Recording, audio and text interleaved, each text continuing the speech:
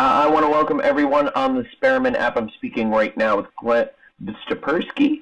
He is the co-founder and president of International Insights. He also teaches at Ohio State University, and he wrote a fascinating piece for Medium about autopilot versus intentional mental systems, or what he calls the rider in the elephant.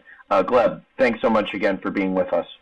It's my pleasure, Matthew, and I'm glad to be back with you again.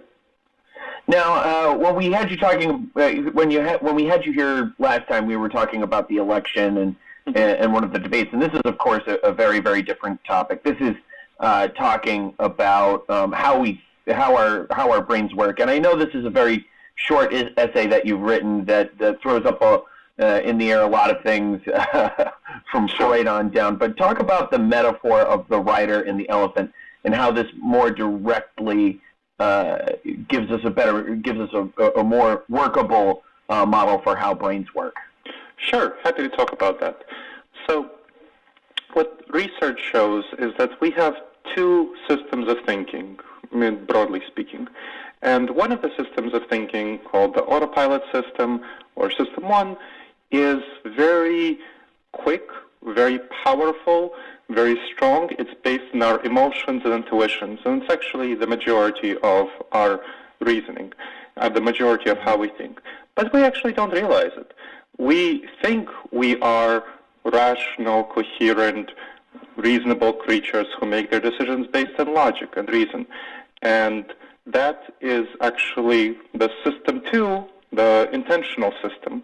And this system is much weaker than the much more powerful autopilot system. The autopilot system turns on in a few milliseconds. The rational deliberative system turns on in about a second from when we get outside stimuli. So when we think we are a human being, kind of rational and so on, we're actually not. We're more like a rider on top of a huge elephant of emotions and intuitions. And it's mainly our emotions and intuitions that drive us and cause us to go where we want to go. So it's very helpful to not think of ourselves as just a human being, but a human being on top of a huge elephant driving us. Right, and you write about how in this piece that what our evolution of those emotions and impulses intuits as threats. What 100,000 years ago, 200,000 years ago would have been saber-toothed tigers, but today are Freudian crises of the self, things that may not be so life-threatening, but our brains perceive as a great threat to the self.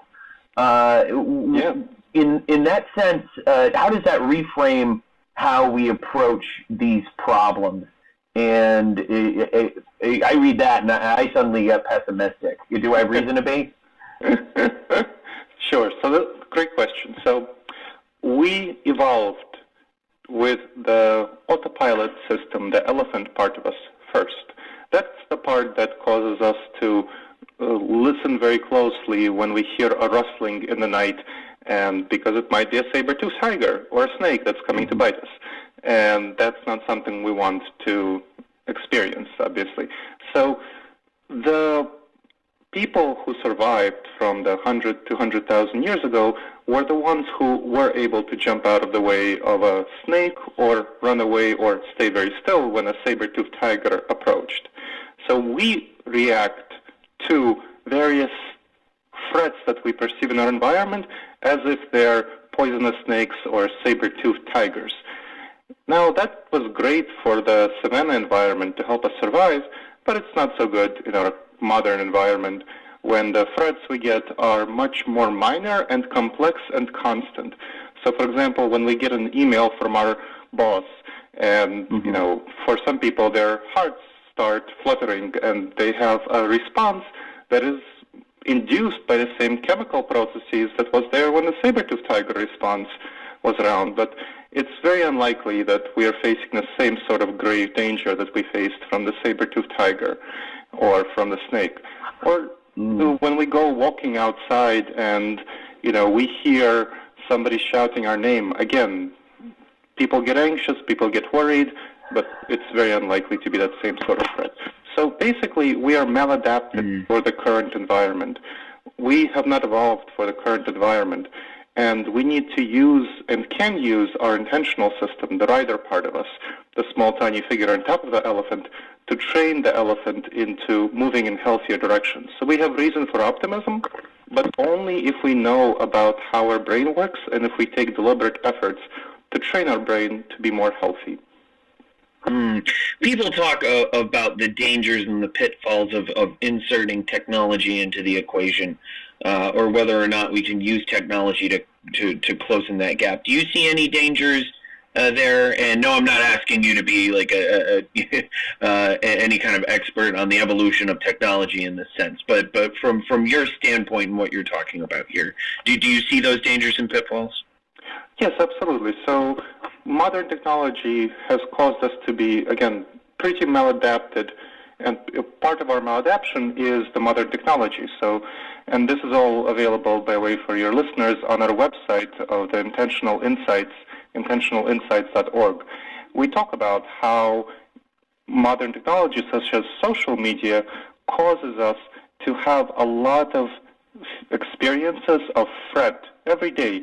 When we go on our social media and we see an article posted that's contrary to our beliefs, we feel a rise in our emotions, and we feel anxiety, anger, fear, threat. So all of these dangers are similar to the ones that we experienced when we imagined that there were saber-toothed tigers around or snakes around, and they are not nearly as dangerous.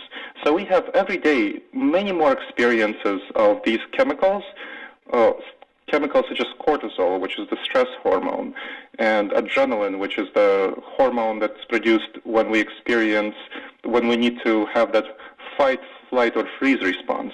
These hormones are actually quite dangerous for us. So the research shows that these hormones undermine our ability to think clearly, and they destroy various parts of our brain when they're in us. They undermine our digestive tract, which is one reason people get ulcers and various other problems.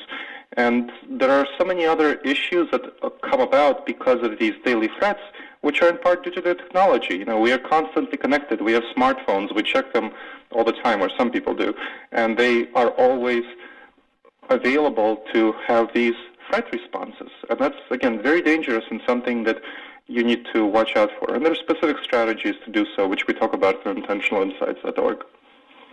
Well, I think in that last answer you may have described a great deal of the human psyche, at least in the United States, in the lead up to the election. I know we're having conversations now about fake news, but I don't know if we've had enough discussion about just how much the news cycle excites these hormones, and perhaps unnecessarily. Absolutely. So many people use news as an emotional management strategy. They go on the news and they read news that's pleasing to them. So whether it's fake news, news that's comfortable to them, whether it's fake news and so on, liberals stay within the social media bubble, filter bubble of liberal media, conservatives stay within the conservative media, and they feel good about that. That's not threatening to them. And they don't have these anxiety experiences. They don't have these fear experiences nearly as much as they would have had if they were watching the opposite perspective, if the liberals were watching conservative media or vice versa.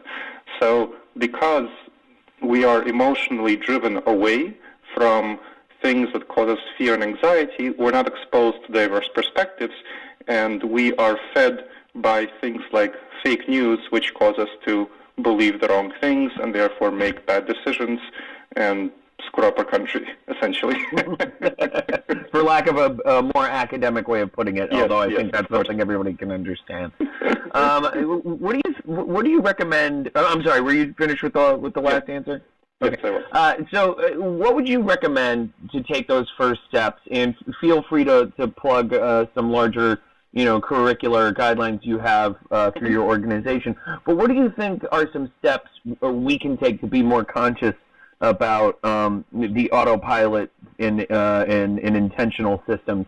And how does this run contrary, if at all, to things we hear from, high school Freudian psychology about the conscious and subconscious self. Sure.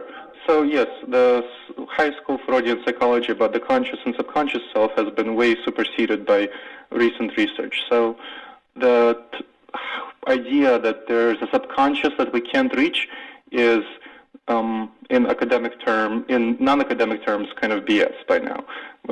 Very, very not true. We are much more capable of speaking to our autopilot system, our elephant selves, than we think we are.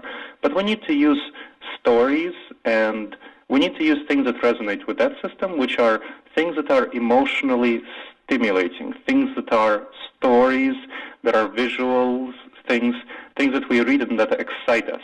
So we need to get excited and get ourselves excited about things that would lead to our own benefits, that would lead to our goals. So at intentionalinsights.org, we talk about how to use strategies of elephant whispering, which is just a metaphor for talking to our autopilot system, talking to our elephant, and getting the elephant part of us excited about things that are aligned with our goals.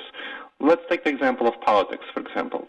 So we know that the fake news is a big problem. Well, a way to deal with that we talk about at intentionalinsights.org is to get excited about the truth and have ourselves be excited about the truth, get other people around us excited about the truth, and agree that truth is an awesome thing that we should orient toward, and that's really great. Not have this cold, logical perspective on, yes, truth is the reasonable thing to orient toward, but have yes, truth, that's awesome, that's great, it will get us everything we want, and so on. So be excited about that. In other areas, let's say some folks have difficulty hearing criticism from their boss. That's another area that, so I do consulting and coaching for folks, and some people have a lot of difficulty with hearing criticism.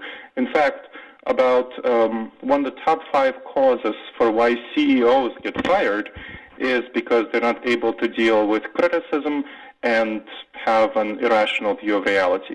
So organizations bring me in to help people hear criticism in a healthy way and orient toward the truth of reality.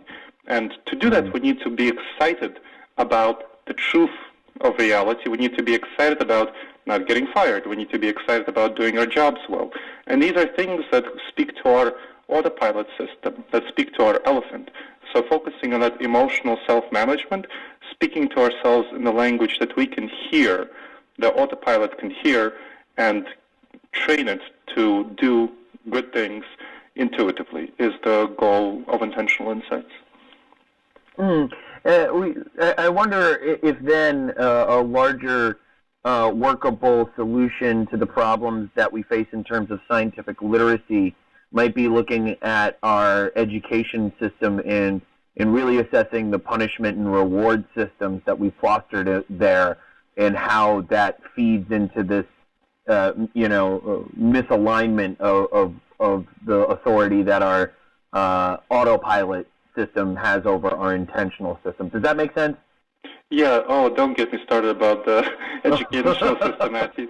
I think our educational system is broken in many fundamental ways, and perhaps the biggest one is that it focuses on teaching facts about the world rather than skills about how to manage ourselves. It's the only things that are really under our control in life are how we think, how we feel, and how we behave. And these are the only things that we can really control. We can't control other people. We can't control the environment around us. We can only control how we respond to them. And these are such basic things. And there are lots of skills within this area that need to be taught. And that we created Intentional Insights because this is not taught in schools. And this is not taught to adults either. It's not taught in colleges. These are things that need to be integrated into the educational curriculum at the very basic level, at kindergarten level, at emotional management. How do we do that? How do we make good decisions? How do we orient toward the truth? How do we manage our emotions? The rider and the elephant is a metaphor that little kids can understand. It's easy to understand, to grasp, to communicate, to convey, and it's not taught in schools. It should be. All of this stuff should be taught in schools at all levels, this is much more important than any specific fact you would learn about geology or something like that. Not that I'm slamming geology in any way. That's of course, good, of course. but these things are much more fundamental and important for how we as human beings live our lives. Indeed. Gleb, lots to talk about, lots to ponder over, but I want to thank you for your time and contributing once again to our platform. You're welcome, Matthew, and thank you again for having me on.